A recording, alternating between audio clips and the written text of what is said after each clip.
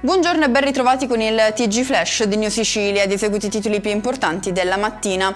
Individuato il corpo di uno dei 6 dispersi sotto le macerie dell'edificio crollato ieri nella zona sud di Messina. La vittima è l'imprenditore Carmelo Leone. I vigili del fuoco proseguono le ricerche degli altri 5 soggetti che mancano all'appello.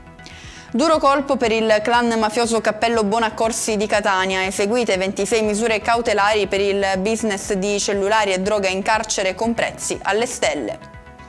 Prosegue l'attività eruttiva dell'Etna, anche se nelle ultime ore si registrano segnali di attenuazione dell'attività esplosiva. Secondo l'ultimo aggiornamento dell'INGV Osservatorio Etneo, la colata lavica nell'alto settore della Valle del Leone ha continuato ad avanzare per tutta la notte. Condannato con rito abbreviato Giovanni Luppino, imprenditore di Campobello di Mazzara ed ex autista di Matteo Messina Denaro, arrestato con il defunto boss il 16 gennaio 2023.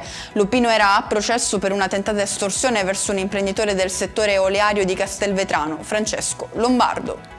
In chiusura 2 incidenti mortali avvenuti nella notte, uno nel Palermitano dove ha perso la vita una 14enne a seguito dello scontro tra 2 moto e uno nel Catanese, esattamente a Calatabbiano, con vittima un 17enne. E con questo è tutto, prossimo appuntamento stasera alle 19:30, grazie per averci seguito, buon proseguimento di giornata.